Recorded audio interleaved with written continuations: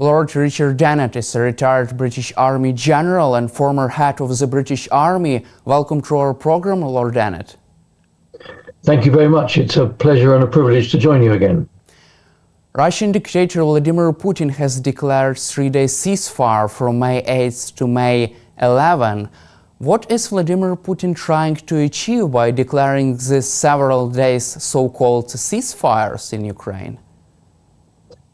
Well, he knows that President Zelensky in Ukraine have been willing for some time to have a 30-day ceasefire, or indeed asking for a permanent ceasefire, which he has not wished to agree to. But he decided for his own reasons to offer that ceasefire from the 8th to the 11th of May. Obviously, that's covering the period of his victory parade yesterday in Moscow and other European countries commemorating the end of the Second World War. So he obviously sees it to his advantage to offer that very short ceasefire. But of course, as has been reported widely over the last few days, it has not been much of a ceasefire, and there have been a tremendous number of violations of that ceasefire. So I think, like everything else that Vladimir Putin said, you cannot trust him, and he doesn't speak the truth. Also, it is interesting that in our previous conversations you said that Russian generals could pose threat to Putin. They even can topple Vladimir Putin's regime. Is this still possible? And would they like to support a ceasefire in Ukraine? What is your take on that? Well, it's a good question, and you're right to take me back to comments I was making 2 or 3 years ago at the start of the war, when it seemed that the decision to attack Ukraine had been entirely Vladimir Putin's, and it was clearly a bad decision because it produced the failure by the Russian forces to capture Kyiv and to destroy the Zelensky regime, and was causing great damage to the Russian military. I thought it was possible that senior generals might decide that this is so awful for Russia as a country that they might decide to mount some kind of coup. Now, 3 years on, more than 3 years on, the Russian military seemed prepared to accept the million-plus casualties that they've already suffered as a result of their illegal and outrageous attack into Ukraine. And I no longer take the view that senior generals might be the ones to rise up against Putin. That said, he has such a control over the state, he has such a control over state media, that maybe he has managed to snuff out any form of opposition against him.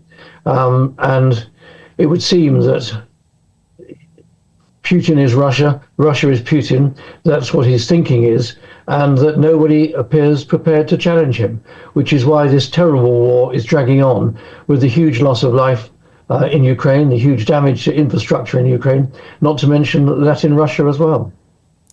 And what is your take of these generals? What do they think about the ceasefire offer from the United States? What is your opinion on that? Do you feel that Russia's high command does support this offer from the United States to have a ceasefire, or they just want to go on to continue their war because they have some successes on the ground? Well, the whole question of a ceasefire is very complicated. I think we have to look at it first from Donald Trump's point of view. We know that during the presidential election campaign, he talked very loudly about he could end the war with a telephone call, he could end the war in 24 hours. Well, this has absolutely proved not to be the case. And I think most of us have said all the way along that a ceasefire and an end to the war can only come if Ukraine and President Zelensky agrees to that. We can't have a repeat of the 1930s when Czechoslovakia was sacrificed over the heads of its leadership and people for the convenience of Britain and France and to the benefit of Adolf Hitler. So it's really important that any discussion, any moves towards a ceasefire is as President Zelensky and the Ukrainian government want. Now, Vladimir Putin believes that he is still winning this war. So from his point of view, he would like to continue. And I think the likelihood of him accepting a ceasefire on anything other than terms that are damaging to Ukraine, I think is very unlikely. So I think the whole notion of ceasefire, while of course people want to see the end of killing and the end of destruction of the land of Ukraine, but it has to be fair and it has to be an agreement that President Zelensky and the Ukrainian government are comfortable with and agree to, albeit under some pressure. And don't you think that Putin is also afraid of accepting the ceasefire offer because Russian hardliners can put more pressure on Kremlin, on his regime in such case? Well, I think that is a very good point, because the longer this war goes on, the more it is costing the Russian economy, the more Russian citizens are being killed. And of course, if he was to stop the war prematurely, people would then say, well, that was a waste. What was all that about? That was a very bad decision. So that's when hardliners might find the courage to try and topple him. But of course, in those circumstances, one has to ask, is the situation then going to be worse than the situation now? I mean, I think we have to come right back to where we ought to be, to say, despite the propaganda that's coming out of the Kremlin and the modest advances that Russian forces have made in the east of Ukraine, actually Russia is suffering considerably in this war. The West needs to place stronger economic sanctions on Russia, and the whole of the Russian economy and Russian people have got to feel the pain. And I think this then puts Ukraine in a much stronger position. So the West needs to stand together. It needs to stand united. It needs to remain supporting Ukraine with military equipment and on the battlefield, but also put stronger economic sanctions on Russia to try and bring the Russian people to their senses. Also, there are lots of turning points in this war. Also, this Prigozhin march to Moscow. Do you feel that if the war goes on, there would be even more the serious threats to Putin's regime from hardliners, from mercenaries, even from Russian, for example, from Russian veterans coming home after participating in this war? Well, I think the Prigozhin situation was unusual and possibly unique insofar as Prigozhin was heading the Wagner mercenary group, which was a large and powerful group, and therefore he knew that those men would follow him. Now, I think it's a very different situation to say whether a Russian general or another Russian mercenary company would have the power and the support to mount the kind of threat which Prigozhin did to the Kremlin. And of course, we know what eventually happened to Prigozhin. He was killed, and his rebellion melted away, and that threat has ended. So it's a complicated set of circumstances. I think I come back to what I said before. Putin does fear the hardliners. If he stops the war prematurely, he will come under pressure from them. I think it's much better, as I said a moment or two ago, for the West to stand absolutely united with Ukraine, to go on supporting you on the battlefield, giving you the weapons and equipment and training that you need, and put stronger economic sanctions on the Russian economy, so that eventually the Russian people realize that their leadership has made a mistake and that the Russian population want to have a different kind of government, which is better for them, better for Ukraine, and better for relations with the West, and therefore the security of Europe. Also, according to the Washington Post, there are two groups in Kremlin who have different view on how the war should go on. The first group is trying to convince Putin to end the war by accepting Trump's proposal on a ceasefire in Ukraine because they are concerned about the state of Russian economy. On the other hand, the second group is more pro-war. They are trying to convince Putin to instead continue the war against Ukraine. What kind of group has more chances to prevail? And don't you think that Putin is in a kind of hopeless situation where he doesn't have any much choices to make because of the inner pressure inside Kremlin from both groups? Well, you could be right. I have no sympathy for Putin at all, and if he's under pressure from those two groups, then I'm afraid this is a problem entirely of his own making. Of those two options, I think we've discussed already in this conversation that he's unlikely to take the path of the hardliners.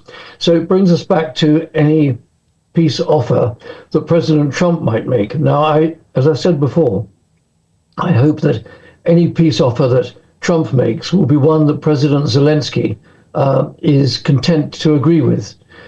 But, if there's a ceasefire for 30 days, or a ceasefire that might even become a longer ceasefire, that is just that. It's a ceasefire. It is not a formula for a peace agreement. It's not a formula for the ending of this conflict. And I think this is where one has to look elsewhere in history. One has to look elsewhere in the world. And I see parallels with the war in Korea that started in 1950. It ended with a ceasefire in 1953, but there has never been a peace plan. There's never been an agreement on how the Korean Peninsula should be run. And I fear that that might be what happens in Ukraine, that if the Trump ceasefire is accepted, it'll then be extended possibly. But a ceasefire is one thing, but it's not a formula for a lasting peace. And I worry considerably about that.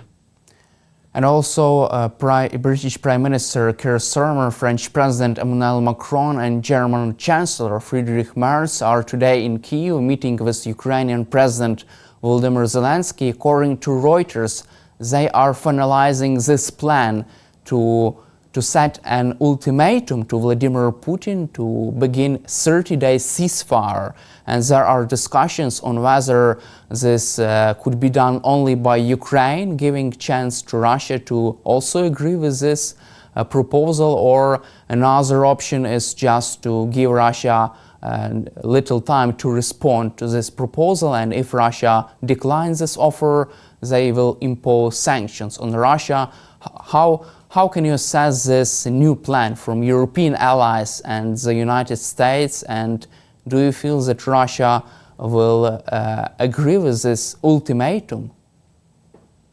Well, I think it's a good thing that the leaders of France, Germany and the United Kingdom, and I think Donald Tusk of Poland is joining them as well, that they are there to have talks with President Zelensky, because, as I've said before, what would be absolutely wrong is if other countries, not Ukraine, was to propose and agree a ceasefire with Russia over the heads of the Ukrainian government. So it's really important that those European leaders are sitting down, discussing with President Zelensky, so that whatever is suggested, possibly by Trump and with support of other European leaders, it is in line with something that President Zelensky is prepared to accept in the best interests of Ukraine. Now, whether this will mean, at least temporarily, the land that's been lost on the battlefield in the east of Ukraine remains occupied by Russian soldiers, or whether it means that Ukraine, at least for the time being, gives up its ambition to join NATO. I don't know what the terms of those discussions are going to be, but the encouraging thing from my point of view is that those European leaders are in Kyiv today. They're discussing it with your president, and that whatever is put on the table is something that the European countries can support, because it's something that President Zelensky is prepared to agree to. And if it needs Donald Trump then to be the one to negotiate with Vladimir Putin, well then so be it. But I fear it's only going to be a ceasefire, and it's not going to be the beginnings of a lasting peace settlement. And also, do you expect this ceasefire to last more than 30 days? What could happen after this 30 days? Well, you ask a very good question, and the answer is one doesn't know. I think what has been the history in the past, that a short ceasefire that's agreed then does become a longer ceasefire, because both sides can see the advantage of the end of killing, the end of the destruction of their infrastructure. So once you've got the beginnings of a ceasefire, and a 30-day ceasefire is a reasonable length of time, you can then start to build on that. But then, of course, it opens questions. How is that ceasefire going to be monitored? How is it going to be policed? And we come back to the question of whether Vladimir Putin would be prepared to accept other Western troops on the ground in Ukraine to play their part in reassuring the Ukrainian population or to monitoring the ceasefire, or whether the ceasefire can only be monitored by satellite surveillance and by aerial surveillance and by the use of reconnaissance drones. So the whole question, or the second question after agreeing a ceasefire, is how is it going to be monitored and how will violations of it be enforced or punished? So the questions are many and are only just discussing. And of course, the first question is, are there sufficient terms on the table to make a ceasefire acceptable to both Russia and Ukraine? And as I said many times in this conversation, it must be acceptable to President Zelensky and the Ukrainian government. Also, US Vice President J.D. Vance says that Russia is asking too much in negotiations over the war in Ukraine on ceasefire. Do you believe that Trump's team is finally getting this understanding, finally begins to understand that Russia is not really interested in a fair deal? I think that's right. I mean, I'm afraid we cannot trust Putin. I don't think a fair deal is going to be on the table, because even if President Zelensky was to agree that temporarily the eastern part of Ukraine that's currently occupied by Russian soldiers, that should be a new, at least temporary status quo, that is in Putin's advantage and it's not in Ukraine's advantage. But you have to come back to the disappointing realization that the Russians, having occupied that part of 20% of Ukraine territory in the east, they're not going to withdraw voluntarily. And we've already seen over the last 3 years of fighting that despite the help from the West, the Ukrainian military is not strong enough to throw them out. So there is this awful feeling that there might be a stalemate on the ground. It's a question of whether the stalemate on the ground can be considered a basis for a ceasefire and an end to the war. But as I said before, a ceasefire is one thing, a peace agreement is another. I can't see the basis of a fair and lasting peace agreement anytime soon. Also, US President Donald Trump spoke to a room of top donors at his Florida club last week, according to the Wall Street Journal, and he described ending Russia's war in Ukraine as a growing frustration that keeps him up at night, according to Wall Street Journal sources. Do you feel that Trump is finally getting ready to impose sanctions against Russia, to inflict pain on Russia and put pressure not only on Ukraine but also on Russian side? Well, I think Trump has got to make a decision in his own mind. Is he going to continue to support President Zelensky and Ukraine and keep up the pressure on Vladimir Putin, and that would mean imposing more sanctions and any other measures that can be brought to bear? Or is he going to do, as he sometimes seems to do, is change his mind, switch his focus to elsewhere, and decide for himself, well, I've given trying to get a peace deal in Ukraine the best shot. It's not possible. I'm going to put my energy into other issues. I'm going to put my energy into ending illegal migration into the United States. I'm going to put my energy into countering the threat from China. And well, I've tried it in Ukraine. No one's listening to me, so I'm going to look elsewhere. I think that's the decision that he's got to make. Is he going to persist helping Ukraine drive a harder bargain with Putin, or is he going to say, it can't be done, I'm going to waste my energy here, I'm going to go elsewhere? If US withdraws from these negotiations over ceasefire, would it be good or bad scenario for Vladimir Putin? Well, if Trump withdraws from the negotiations, in the short term, it would be to Putin's advantage. But I think we have to take European leaders at their word. European leaders are standing absolutely foursquare with Ukraine. And if the Americans decide to do less to support Ukraine, I would hope very much that European leaders will stand by their word and that we will continue to support Ukraine for as long as you want that support to get a fair and just outcome for this situation, which is totally illegal, outrageous, and brought about entirely by Russia and Putin's hubris and bad decision making back in February 2022. Also, there is a running assassination campaign deep inside Russia. Russian General Yaroslav Moskalik has been killed in car bomb attack recently, and also last year General Igor Kirillov has been killed in this bomb attack. He was head of the Russia's chemical forces. How do you see the consequences of these assassinations on Russia's thinking about ceasefire deal? Well, you raised two very interesting points there. I don't think it's been proven definitively who was behind those two assassinations, but the thought must be going through other senior Russian generals' minds. Well, am I under threat? Could someone be trying to kill me? Is it the Ukrainians? Is it dissident members of the Russian armed forces? Is it other terrorist groups within Russia? So this plays into the uncertainty amongst the Russian military leadership. And if we step back and look at that in isolation, we see that as a positive sign that, just go back to the earlier part of this conversation, it might start to influence some of the Russian military to think again that perhaps they ought to be thinking of taking action and ending this war. As I said, I thought it was possible 3 years ago. I've recently thought it was less likely, but you're quite right to draw attention to these two assassinations, which may well be putting question marks in the minds of other senior Russian generals. Also, I would like to cover with you just shortly this minerals deal between Ukraine and the United States. Do you feel that this deal aligns Ukraine and the US and at least force Donald Trump to support Ukraine, to act in Ukrainian interests?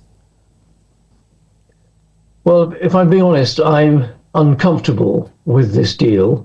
I think it's only come about because Donald Trump has put pressure on Volodymyr Zelensky, and I think it is unreasonable.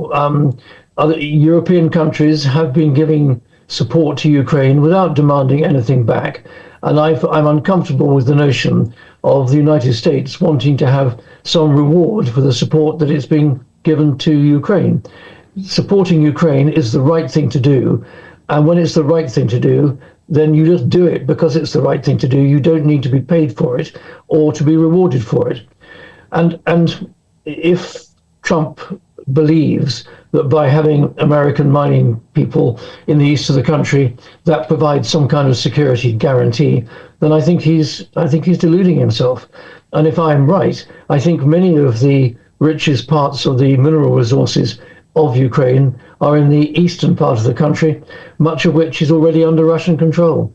So I think it's an unfortunate deal in principle. I think it's a difficult deal to probably make work in practice. And morally, I don't think it's the right thing to do. You give support because it's the right thing to do. You don't expect to be rewarded for it. Yes, you can be thanked, but you don't need to be rewarded or paid. Also, according to The Telegraph, the United Kingdom is secretly preparing for a war with Russia in case of Russian attack. Also, the governmental officials have been asked to update 20-year-old plans, emergency plans, that would put the country on war footing in case of Russia's attack, in case of full-scale war. Why didn't the UK government begin to prepare such plans 3 years ago, at least? Well, it's a good question, and thank you for asking it. I believe it is the right thing to do. Not that the British government is preparing to fight a war against Russia today, but two or three things are important here. One is that there is a growing realization that we need to spend more money on defense so that we are better prepared to deter further aggression from Russia. And as part of that preparedness, which is part of deterrence, then it is sensible to update the war plans, the war book, which we always had in a state of readiness during the years of the Cold War. When the Cold War ended, it was felt that there wouldn't be another conflict in Europe. So therefore, these measures were allowed to sit on the shelf and get rather dusty. But now it's been realized that there is a threat to our security here. We need to spend more on defense to make sure that our military capability is good enough to deter further aggression.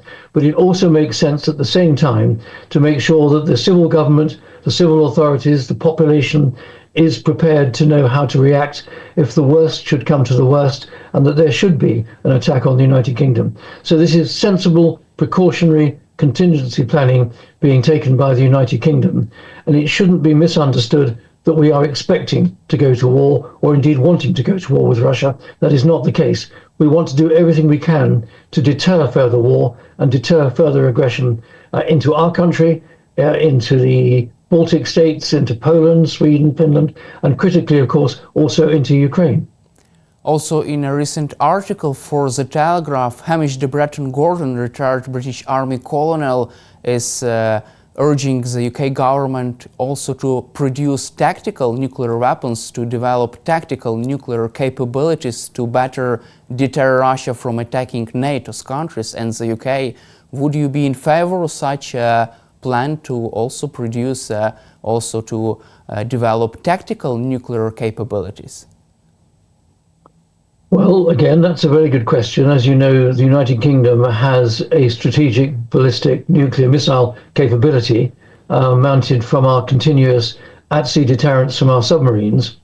But below that, we don't have our own tactical nuclear weapons.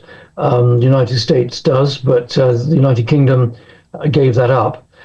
If one believes that there is any potential for nuclear escalation, then there is an argument, and I'm not sure yet that I agree with it, there is an argument to say that the United Kingdom should develop smaller nuclear weapons, tactical nuclear weapons, so that we have something with which, if necessary, we could respond between conventional response and strategic nuclear response. Therefore, to have the option of a tactical nuclear weapon to make a statement and cause limited destruction, there is an argument for it. I don't think I've quite closed my own mind as to whether it's the right thing to do. Because we are still in close contact militarily with the United States and they have that capability, I think for the time being, I am content that we rely on that American capability. If at some point America was to become fundamentally isolationist and, heaven forbid, leave NATO and withdraw entirely from Europe, then the situation would be different, and we would probably then would need to develop our own tactical nuclear weapons. But we're not in that situation yet. Thank you, Lord Dannatt, for your time and for your support for Ukraine, and glory to Ukraine. Thank you. A pleasure to talk to you, and my very best wishes to you and all the people of Ukraine, both at home and abroad.